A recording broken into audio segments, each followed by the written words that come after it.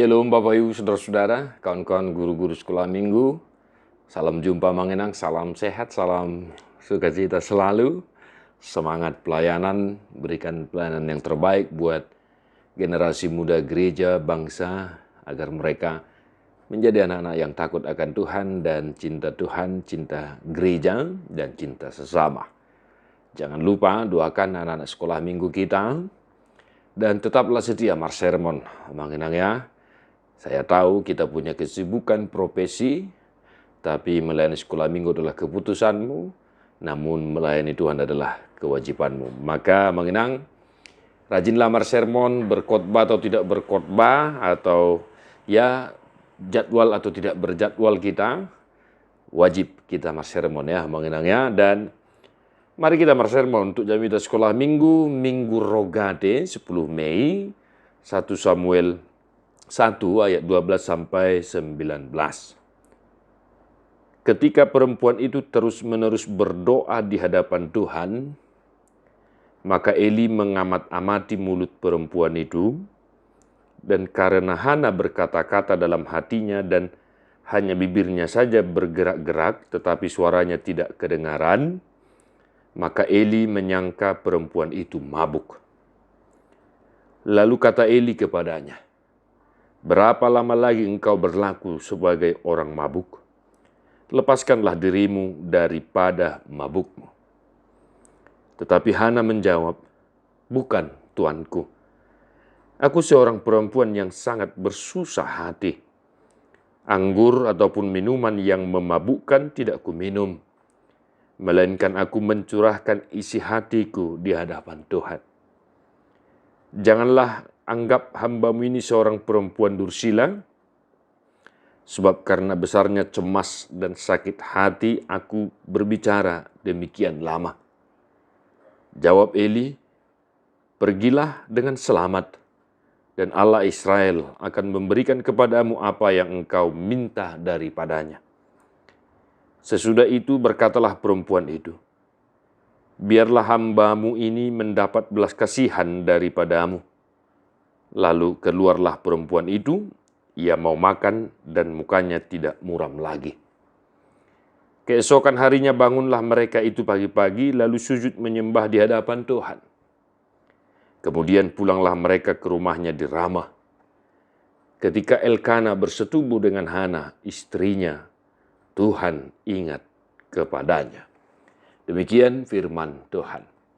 Bapak Ibu Saudara-saudara, luar biasa khotbah sekolah minggu untuk 2 minggu berturut-turut ini, ya di minggu tanggal 3 juga khotbah sekolah minggu dari 1 Samuel 2, dan sekarang di Minggu Rogate 1 Samuel 1. Ya, mengenangnya ini pengaturan yang bagus dari Roh Tuhan bagi gereja kita di Minggu Rogate, yang artinya berdoa.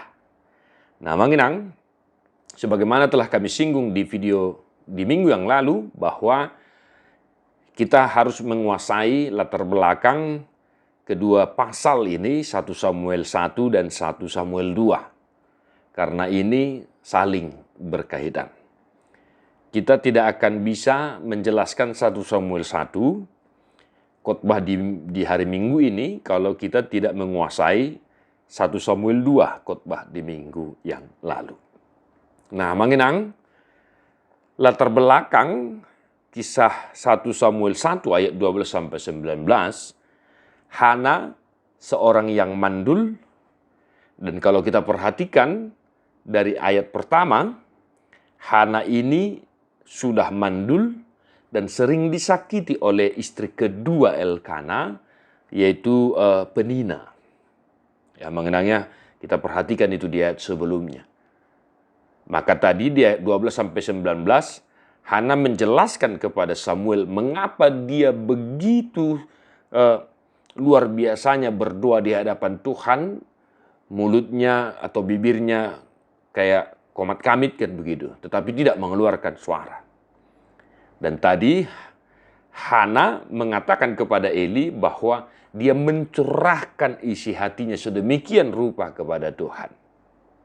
Nah, kenapa Hana berdoa sedemikian rupa di hadapan Tuhan? Hana mandul dan dia memohon belas kasihan Tuhan supaya kandungannya diberkati. Maka di 1 Samuel 2 lahirlah Samuel, kan begitu. Dia bernazar kalau Tuhan memberikannya anak, dia akan menyerahkannya kembali kepada Tuhan. Dan seperti kita tahu, Samuel dipersembahkan oleh Hana kepada Tuhan menjadi abdi di bait suci bersama Eli, kan begitu amangenangnya. Dan ya Bapak Ibu Saudara-saudara, itulah sedikit latar belakang dari 1 Samuel 1 ayat 12 sampai 19. Nah, lalu apa yang mau kita ajarkan kepada anak sekolah minggu dari teks ini amangenang? Yang jelas kita sudah masuk di minggu Rogate. Rogate artinya berdoa. Dan firman Tuhan di sini Hana berdoa di hadapan Tuhan. Nah, maka kita mau mengingatkan, kita mau menasehati, mengajak anak-anak kita agar menjadi pribadi-pribadi yang disiplin di dalam doa. Agar mereka ingat kepada Tuhan, memohon belas kasihan Tuhan dalam doa-doa permohonannya. Mungkin anak kita sedang bergumul karena sakit penyakit, atau dia sedih melihat orang tuanya sakit, atau mungkin apa saja yang membuat anak-anak kita itu bergumul dalam kehidupannya. Nah, kita ajak anak-anak kita untuk berdoa, Bapak Ibu Saudara. Ya, kita mungkin sudah mendengar bahwa doa adalah napas orang Kristen. Kalau kami menekankan, mengatakan bahwa doa adalah disiplin iman kita, Bapak Ibu. Apapun yang terjadi, apapun yang kita hadapi, doa wajib hukumnya bagi kita. Sebagaimana teladan kita Yesus Kristus, Bapak Ibu Saudara, kita tahu dalam kesaksian perjanjian baru, bahkan Yesus sering mengambil waktu sendiri berdoa di tempat yang tersembunyi dalam situasi hening, agar dia bisa berkomunikasi kepada Bapaknya yang Maha Kasih di sorga. Nah, maka kita ingatkan agar anak-anak kita itu terus berdoa dan berpengharapan. Apapun mungkin yang sedang dia hadapi saat ini, keluarganya, atau opungnya, atau apalah itu, pergumulannya. Nah, kita bisa mengambil dari 1 Tesalonik 5 ayat 17 sebagai pendukung atau mungkin ayat hafalan. Teruslah berdoa. Kan begitu 1 Tesalonik 5. Manotong ma hamu martangian. Nah, jadi apa itu doa? Doa adalah disiplin iman kita agar kita tetap mencurahkan isi hati kita kepada Tuhan dengan sungguh-sungguh dan tak henti-hentinya. Ya, mengenangnya. Baik untuk horong 1, horong 2, horong 3, tekanannya sama, supaya tetap ingat berdoa. Mau tidur, bangun tidur, mau ke sekolah, apapun aktivitas yang sedang mereka lakukan, tetaplah hidup di dalam doa. Ya, mengenangnya.